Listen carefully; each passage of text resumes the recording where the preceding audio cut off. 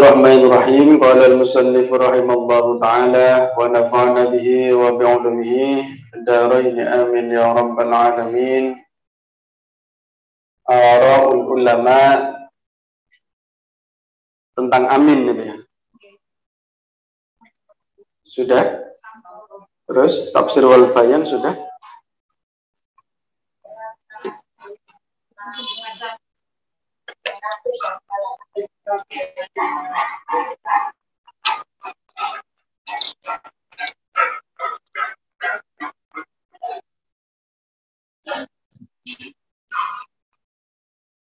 Bismillah, halaman berapa? 62. Tidak tahu ya. Bismillahirrahmanirrahim. Di grup itu saya foto. Kemarin kan di-share Pak Yahya sudah itu. Bismillahirrahmanirrahim. Ara'ul ulama fil jahri wal israri bitta'min. Pendapat-pendapat para ulama tentang membaca amin, apakah dengan bil jahr, yakni dengan yang mana coba apa? Ada. Oh sudah. Apakah dibaca secara keras atau nyaring, wal israr, apakah amin itu dibaca secara lirih? Ada dua pendapat, lil ulama'i ra'yani. Ulama itu memiliki dua pendapat. Qala al-Hanafiyyah wal Malikiyyah fil rajih al-ikhfa' aw al-israr bil amin aula min al-jahri biha. Menurut imam atau menurut madhab Hanafi dan Maliki,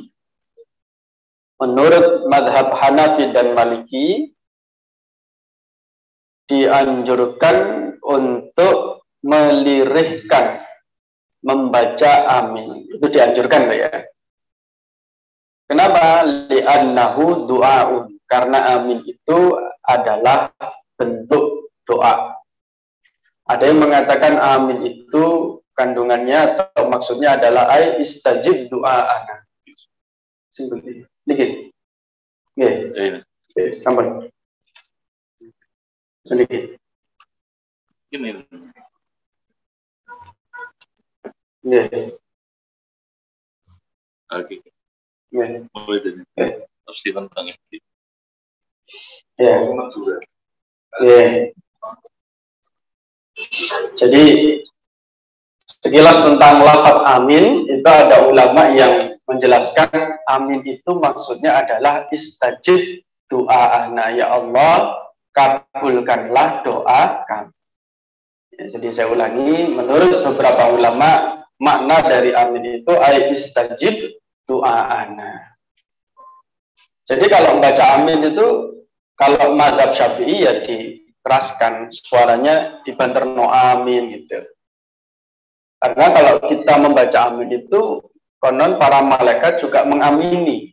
Ya, sama seperti orang yang melakukan ziarah kubur. Barang siapa yang melakukan ziarah kubur, orang yang di dalam kubur itu, orang-orang soleh, para wali dan sebagainya, dan para malaikat itu mengamini apa yang kita baca. Jadi kalau kita baca Yasin, baca tahlil dan sebagainya, itu amin, amin, amin. Itu pendapat ulama seperti itu. Kita lanjutkan. Fallahumma adim alaina al-baqa fi tariqil hidayah wa taqabbal sana'ana wa du'a'ana wa fadna minal ghawayah wad dhalal. Ini doa ini. Ya Allah, kekalkanlah atau luruskanlah kami dalam jalan hidayah. Wa taqabbal sana'ana wa du'a'ana, dan terimalah pujian kami dan doa kami, dan jagalah kami dari kesesatan. Mungkin itu sambungan dari kemarin. Amin itu filosofinya adalah kita setelah ayat ihdinas siratal mustaqim, siratal ladzina an'amta alaihim ghairil maghdubi waladdallin. Kalau menurut tafsir Al-Misbah karangannya Profesor Dr. Syihab, ihdinas siratal mustaqim, tunjukkanlah kami. Di situ memakai lafaz kami, karena kita menuju jalannya Allah itu bersama-sama, tidak bisa individu. Anda jalan sendiri itu ya bagaimana bisa? Kita butuh para ulama, bimbingannya orang-orang yang soleh. Seperti Anda melakukan perjalanan yang jauh dari Jombang menuju Jakarta, Apakah bisa sendiri? Ya bisa, bisa saja. Tapi kemungkinan nyasar, kemungkinan tersesat, seumpamanya, atau mendapatkan banyak halangan di tengah perjalanan yang jauh itu lebih sulit. Tapi kalau rombongan, ya, kalau kita berada dalam satu jamaah, namanya jamaah, itu maka akan lebih mudah. Sudah ada sopirnya, sudah ada yang mengarahkan, orang-orang soleh yang menunjukkan iki lo dalane untuk nyampe usul kepada Allah. Makanya di situ ihdinas siratal mustaqim. Dan itulah manfaat yang besar dari kita ini ikut jamaah. La tajtami'u ummati fid dhalalah wa yadullahi fil jamaah. Kata Rasulullah, umatku ini selagi dalam sebuah kelompok yang besar tidak akan tersesat.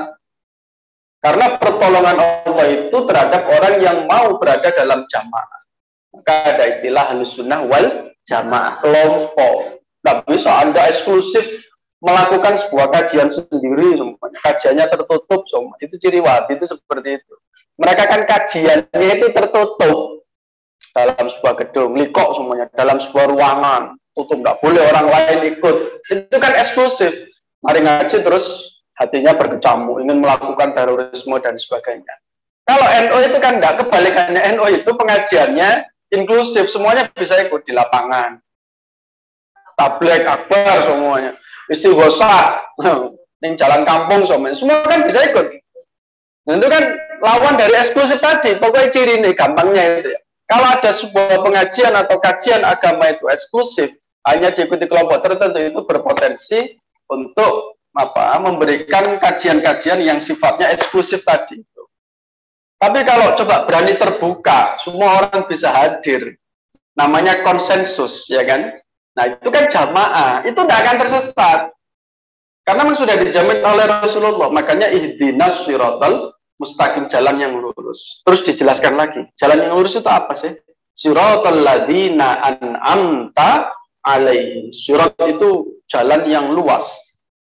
Bukan jalan itu kan bahasa Arabnya ada at-thariq, jalan juga. Ada syari', syari' itu juga jalan raya. Tapi at-thariq as-sirat itu adalah jalan yang luas sekali, yang lebar sekali, yang golongan orang mukmin ini bisa melangkah bersama. Makanya di situ ihdina, bukan ihdini. Tunjukkanlah saya, tapi nah. Siapa? Siratal ladzina an'amta alaihim, yakni jalan orang yang kau berikan nikmat. An'amta, para kiai, para ulama, para habaib, orang-orang yang soleh itu kan diberi nikmat. Kita bareng dengan beliau-beliau itu ihdinas siratal ladzina an'amta alaihim. An'amta alaihim ini adalah para ulama itu tafsiran. An'amta alaihim ghairil maghdubi alaihim walau, termasuk para nabi itu pasti. Para nabi, para rasul itu masuk kategori an'amta. Diberikan kenikmatan dalam ma'rifatullah itu an'amta alaihim. Kecuali ghairil maghdubi alaihim walad dhalin. Bukan al-maghdub, orang-orang yang engkau orang-orang yang engkau murkai. Ghairil maghdubi alaihim walad dhalin. Maghdub itu orang yang dimurkai oleh Allah. Ghairil maghdubi alaihim walad dhalin. Dan juga bukan orang-orang yang tersesat. Harus setelah itu kita mengatakan amin. Amin itu adalah Allahumma adim alaina al-baqa fi tariqil hidayah, ya Allah. Jadikanlah kami ini tetap atau selalu senantiasa dalam tariqul hidayah, jalan hidayah. Dan terimalah pujian kami, doa kami, terimalah. Itu filosofi dari apa? Amin. Jadi ketika imam membaca itu jangan diam saja. Amin itu istajib doana, ya Allah, selamatkanlah kami dari kesesatan. Wahfadna minal ghawayah wadhalal. Wa bihi tabayyana annan nasa fariqoni. Ini halaman 62 ini yang bawah. Wa bihi tabayyana annan nasa fariqoni. Orang itu dibagi menjadi dua kelompok. Yang pertama, boleh dicatat, menurut tafsirannya Syekh Wahbah Zuhairi, yang pertama adalah fariqul huda. Yang pertama adalah orang yang mendapatkan atau kelompok yang mendapatkan petunjuk. Yang kedua adalah fariqud dhalal atau fariqud dhalal, yakni orang-orang yang atau kelompok yang tersesat.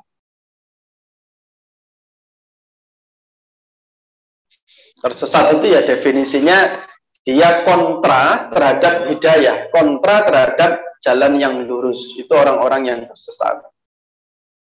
Ya. Waqad manahallahu ta'ala lil insani khamsa hidayatin yatawassalu biha ila sa'adatihi. Allah memberikan ada 5 hidayah, 5 macam hidayah yang orang itu bisa sampai kepada sebuah kebahagiaan dengan 5 hidayah tadi. Banyak sekali ini penjelasannya. Yang pertama adalah disebut 5 macam hidayah ya, boleh ditulis. Yang pertama adalah hidayah ilham. Hidayah berupa ilham. Alhama yulhimu ilhamun. Ilham al-fitri yang fitrahnya manusia itu akan mendapatkan itu. Contoh, hidayah ilham itu berupa insting yang didapat oleh manusia bahkan sejak kecil. Watakunu litifli mundu wiladatihi, ini keterangannya. Watakunu lan ono apa hidayah iku litifli kedue bocah cilik mundu wiladatihi semenjak hari dia lahir. Ketika anak lahir, bayi itu lahir secara instinktif, ya toh, dia langsung mencari ASI, ya toh, mencari sumber makanan yang utama. Makanya sama dokter kan ojo langsung diparakno, jangan langsung ditunjukkan, tapi taruh dulu di dadanya di sini sang ibu tadi, biarkan dia mencari. Oh, bayangkan, gak tahu diulangi apa-apa, arek cilik lahir langsung secara instinktif mencari ASI. Kalau dia lapar ya nangis, ya toh. Itu kan tidak ada bayi kelaparan terus guyang-guyu cekikian, itu tidak ada. Ini paling bayi ini Pak Mahfud biar nih kalau ngomongin tidak ada. Nangisnya pun kalau menurut para pakar ya beda-beda. Kalau melengking, suaranya tinggi, kecil, itu dia kesakitan, ya toh. Kalau nangisnya sekedar wewe ya mungkin dia pokoknya sudah waktunya diganti kan gitu ya kan. Kita bisa menebak itu. Nah, bayi itu juga punya insting, bahkan bayi sejak lahir pun mendapatkan yang namanya ilham. Dan konon anak kecil itu kan ya ada yang mengatakan kayak kasusnya kemarin artis yang kecelakaan itu dilindungi malaikat karena selamat dan sebagainya. Bisa jadi anak kecil kan juga mempunyai sebuah perlindungan. Nah, perlindungan itulah bisa masuk dalam kategori ilham al-fitri. Apalagi manusia yang dewasa. Nah, ilham itu bisa kaitannya dengan panca indera yang dimiliki oleh seseorang. Fahuwa yuhissu bil hajati ila ta'ami wasyarabi, yakni orang itu merasakan atau merasa butuh terhadap makanan dan minuman. Itu sesuatu yang pasti.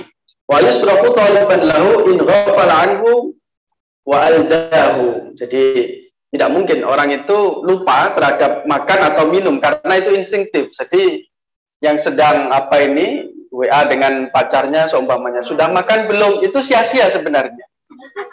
Tanpa diingatkan pun dia pasti akan makan. Apa ada dilengno barang kok. Perhatian, sudah makan pagi apa belum, sudah sarapan apa belum, itu instinktif. Kalau merujuk kepada ulama itu hidayah, itu petunjuk ilham, artinya insting fitrahnya dia pasti akan makan. Fitrahnya orang yang capek, orang yang ngantuk pasti dia akan tidur, kan begitu. Nah, itu fitrahnya manusia seperti itu. Dia sakit pasti akan mencari obat dan sebagainya. Itu pertama. Yang kedua adalah hidayatul hawas, yakni petunjuk panca indera atau indera gitu aja. Karena indera itu kan nggak mesti panca loh, nggak mesti 5. Ada orang yang diberi kelebihan 6, bahkan ada yang kurang seumpamanya karena terlahir kurang ya, cacat dan sebagainya. Nah, panca indera itu atau indera itu wahiyya mutammimatun lil hidayah al-ula. Hidayah indera sebagai pelengkap hidayah yang pertama. Ya, ini tentang fitrah tadi, ilham tadi itu. Wa hatani al-hidayatani yashtariku fihi ma'al insan wal hayawan. Dua hidayah ini, yakni insting, yang pertama tadi ilham fitrah tadi, dan juga indera, itu terdapat kepada manusia dan juga hewan. Jadi bukan hanya manusia, tapi juga hewan. Instingnya binatang itu kan dia menghindar kalau merasa tidak aman. Ada orang yang jahat, orang yang niat buruk, dia instingnya pasti akan menghindar. Seperti kambing, contoh domba atau kambing, ketika Idul Adha, itu kan dia sebenarnya tidak boleh melihat temannya itu disembelih, toh. Pasti dia akan berontak. Itu insting kan, kucing dan sebagainya.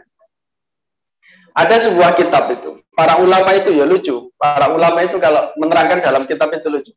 Indikator orang itu baik atau soleh apa tidak, itu diterangkan di kitab itu. Adalah kalau kucing itu menghindar, berarti dia orang yang jelek soalnya. Itu gitu, sampai begitu para ulama itu memberikan kriteria yang ketat. Ada semuanya, ada ayam atau binatang semuanya kok melompat semuanya, menghindar, lari, ada orang itu. Ya berarti gampang saja para ulama, dia belum menjadi orang yang baik. Sampai mengaitkan dengan binatang itu tadi. Makanya tidak heran kalau dalam maulid tiba atau puji-pujian itu kan Rasulullah itu banyak cerita-cerita binatang yang mendekat kepada Rasulullah. Contoh seperti bait indaka dhabyun nufur. Indaka dhabyun nufur. Seekor rusa ya. Itu kan ada yang mengadu kepada Rasulullah. Kambing, domba dan sebagainya. Apa? Ya, rusa itu mengadu kepada Rasulullah bahwa dia akan disembelih oleh majikannya, padahal dia memiliki beberapa anak yang harus disusui. Sama Rasulullah kemudian diselamatkan. Jangan, ini dia punya anak, jangan kau sembelih. Itu rusa itu menghadap kepada Rasulullah. Termasuk sholawat kawakib, itu luar biasa, itu ada kisahnya. Sholatullahi malahat kawakib, itu kan alamad khairi man rohiban najai. Alamad khair, pujian itu kepada orang-orang, kepada satu orang sosok man rohiban najai, yang menaiki unta-unta. Artinya apa? Rasulullah itu adalah sosok yang sebaik-baiknya penunggang unta. Jadi suatu ketika ya, di Madinah itu unta-unta yang mau masuk pintu Madinah itu bergegas masuk Madinah karena ingin segera berjumpa dengan Rasulullah. Itu orang-orang Madinah heran semua, itu untanya kok jalannya cepat sekali karena ingin berjumpa dengan Rasulullah. Bahkan ini kontrak dengan yang tadi itu yang disembelih itu. Rasulullah akan menyembelih 100 ekor unta, ya, disembelih satu persatu sama Rasulullah. Kemudian sahabat memberikan usul Rasulullah, unta-unta ini jangan dihadapkan karena kalau dia melihat temannya disembelih dia akan berontak. Tapi ajaibnya unta-unta ini malah antri mendekat agar segera bisa disembelih oleh Rasulullah. Ini masjidnya Rasulullah. Nah, baru ketika sampai sembelihan 63 Rasulullah berhenti. 63 unta sembelihan Rasulullah berhenti, disuruh meneruskan oleh para sahabat. Ini menjadi isyarat bahwa usianya Rasulullah sampai 63. Masih banyak sekali kisah-kisah. Nah, berarti apa indikator orang yang baik itu adalah itu tadi, dia selaras dengan alam gitu. Jadi bukan hanya manusia yang mencintai dia, tapi juga binatang dan juga tumbuh-tumbuhan atau pepohonan. Pepohonan contohnya apa ya? Gampang saja, ketika Rasulullah dibuatkan mimbar yang baru sama sahabat itu kan, ketika ngaji kayak gini, sahabat mendengar suara tangisan yang luar biasa. Oleh siapa yang nangis ini? Ternyata dicari adalah ada pohon kurma yang menangis. Ya, suaranya semakin lama semakin kencang. Kemudian sama Rasulullah turun dari mimbar, kemudian dipeluklah pohon kurma tadi, dilus-lus, suaranya mereda. Artinya apa? Dulu sebelum dibuatkan mimbar dari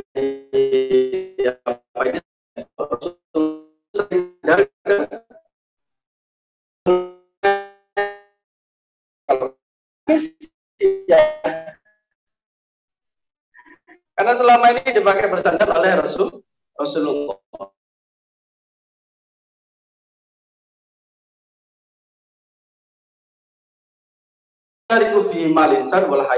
Bisa dimiliki oleh manusia dan hewan. Beluma fil bidayati akmalu fil hayawani minal insan. Awalnya indra itu lebih dominan di binatang daripada manusia. Ilhamul hayawan yakulu pada wiladatihi biqalil. Karena apa? Karena instingnya binatang itu semakin sempurna ketika dia lahir, ya, semenjak kecil perlahan. pelan-pelan. Tapi kalau manusia itu kan bertahap. Lebih cepat binatang sebenarnya. Kenapa? Karena binatang itu kan langsung dia nyusul tumboknya kalau lahir, terus dia bisa jalan, nggak lama-lama kan. Yang namanya kucing atau kambing itu kan nggak lama, dia hanya beberapa jam saja langsung. Tapi kalau manusia itu tadrijian, bertahap. Ini kan nggak bisa langsung lari maraton kan nggak bisa, ya toh? Dia harus mengkurap dulu ya toh, miring dulu, mengkurap, dan duduk, terus mulai menggapai barang ini. Kayak anak saya ini kan 7 bulan itu sudah ada apa, dia sudah mulai mengambil. Itu instinya kan pelan-pelan ya, bertahap, prosesnya agak lama. Kemudian yang hidayah ketiga, silakan dicatat, hidayatul aqli, hidayah akal, pikiran, otak atau rasio. Nah, ini yang dimiliki oleh manusia. Fungsi dari akal adalah liyumayyiza bainal khaba'is wa thayyib. Dengan akal itu manusia bisa membedakan mana sesuatu yang buruk, mana sesuatu yang baik. Makanya anak-anak yang kecil itu kan belum dikatakan sebagai mumayyiz. Ya, usianya anggap aja sekitar 3 atau 4 tahun itu belum dianggap sebagai mumayyiz. Tapi kalau anak itu ini sekitar usia 7 atau 8 itu belum mumayyiz. Tapi kalau dia mendekati usia mumayyiz itu ada fasenya, namanya murahid. Murahid itu sudah mulai bisa membedakan mana yang boleh dan tidak boleh. Mumayyiz sudah matang lagi ya. Kemudian baru balik. Ada istilahnya akil dan balik. Akil balik ya. Laki-laki ya dengan keluarnya mani, atau dia baik melalui mimpi atau dengan yang lain. Kalau perempuan ya haid. Nah itu. Nah akal inilah yang kedua tadi. Bahwa asma minal hidayataini as-sabiqataini. Dia lebih tinggi keduduknya hidayah akal ini daripada hidayah dan juga insting tadi. Fal insanu khuliqa mudniyan bitabai li'aisha ma'a ghairi. Manusia itu diciptakan secara pasti ya, agar dia mampu survive daripada yang lain. Wala yakfi al-hissu al-zahir al-hayati al-ijtimaiyah. Di indera itu tidak cukup ya, tapi dia harus membutuhkan otak atau petunjuk akal. Dalam minal akli alladhi wajju ila masalihil kanan. Tujuan dari petunjuk akal ini mengarahkan manusia terhadap bagaimana dia menjalani sebuah kehidupan. Anda lapar ya, menuju dapur, mau bikin mie, nyetek kompor cetek. Ini kan yang menginstruksikan adalah tapi kalau keinginan untuk makan, yaitu namanya ilham atau insting tadi itu. Anda jalan ke dapur melihat ya, terang semuanya atau gelap, itu pakai indera. Tapi instruksi step by step secara kronologis itu adalah petunjuk dari akal. Ya. Mengoperasikan kompor, kemudian proses bikin mie dan sebagainya, itu adalah pedoman untuk hidup. Wa yasimu minal khata' wal inhiraf. Dan fungsi lain dari akal ini menjaga manusia dari penyelewengan. Ya, fungsi dari akal menjaga manusia dari penyelewengan, sehingga benar. Ya, contoh yang namanya korupsi itu kan penyelewengan. Kalau akalnya didaya gunakan dengan baik, pasti tidak akan korupsi. Berarti ketika orang korupsi, akalnya sedang tertutup. Gitu. Ya. Orang yang tidak menyembah Allah atau musyrik, berarti dia menyeleweng. Ketika itu iman dan juga akalnya, pikirannya sedang tertutup. Tertutup apa hidayah, makanya dinamakan kafir. Kafir itu kan kafaro yang menutupi. Dalam bahasa Inggris disebut dengan cover buku, cover ini yang tubi dari kata kafir, kafaro yang tubi. Nah, itu fungsi dari akal. Fungsi akal lain adalah memperbaiki dari kesalahan indera. Mata kita bisa salah. Jalan semuanya pertigaan, kok bener ya, sing iki koyo buntu. Nah, ketika mikir tidak benar itu akal kan. Kita bisa salah melihat sebuah jalan. Tapi yang membedakan adalah akal, rasio. Oh ya, Google Map itu apa ini semua? Nah, kemarin itu saya perjalanan Probolinggo sasa-sasa Google Map. Mau naik tol itu masuk ke desa-desa karena ada jembatan yang besar itu di blok ya toh, dialihkan. Akhirnya saya pakai Google Map, masuklah ke gang desa Probolinggo. Banyak sekali itu hajatan itu orang nikah itu ya, sehingga waduh jalannya sempit dan waduh hidup rasanya ya. Ini kan secara indera kan kita bisa jadi salah, tapi secara rasio kan kita terus mikir gitu ya. Mikir, jadi bukan hanya mengandalkan teknologi, tapi juga hidayatul akli ini secara insting, akal ini menuntun kemana gitu. Wal inzilaku fi tayyaratil hawa, dan juga potensi terplesetnya kita ini karena disebabkan hawa nafsu. Jadi yang pertama memang akal itu harus sehat dulu, ya. Makanya ada istilah dua ini tidak bisa dihilangkan, jiwanya dan juga raganya. Bangunlah jiwanya, bangunlah badannya. Badan ini fisik, tapi juga terkait dengan otak ini. Ya, jadi hidayah dari Allah berupa iman yang baik, hatinya bersih, itu harus diimbangi dengan apa? Akal. Karena begini, karena orang yang pinter saja itu kadang oleng gitu.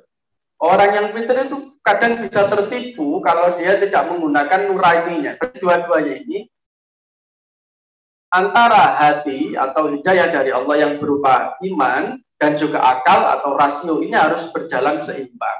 Kalau orang itu mendewakan akalnya saja, nanti dia bisa menjadi ateis, dia bisa menjadi liberal, ya toh. Tapi sebaliknya kalau hanya menggunakan teks-teks agama saja tanpa dipikirkan, nanti dia menjadi orang-orang yang ekstrim. Ya, hanya tentang kital, peperangan, pembunuhan, langsung ketemu kafir dibunuh karena emosi tok gawanane. Dia tidak sempat mikir gitu. Maka keduanya harus seimbang. Nah, kita ini di Ahlussunnah wal Jamaah cirinya adalah adanya keseimbangan antara rasio dan juga teks agama. Karena kalau salah satunya jomplang, maka tidak ideal dalam menjalani sebuah kehidupan. Ya, ideal itu bisa jadi liberal, menggampangkan sesuatu, menggampangkan agama, atau sebaliknya dia menjadi orang yang ekstremis, ya. Ekstremis ini tasyaddud, dia betul-betul berlandaskan kekerasan dalam memahami agama. Kalau tidak sesuai dengan dia tidak akan terima. Itu salah satu ciri tadi yang eksklusif tadi ya. Jadi inklusif. Semuanya bisa kita saring, bisa kita ambil, kita saring, kita pilih mana yang terbaik. Itu tiga itu dulu ya. Masih ada lagi hidayah agama.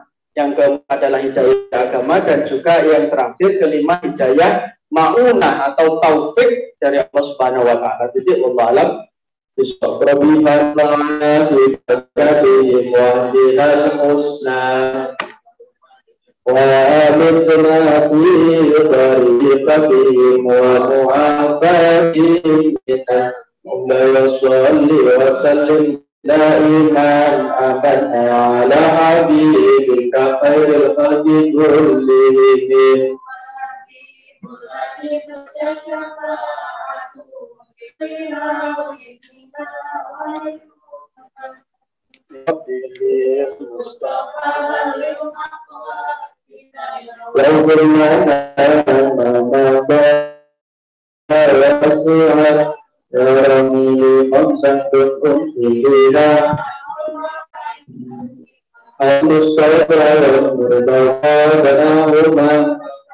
Allahumma salli ala sayyidina Muhammadin wa ala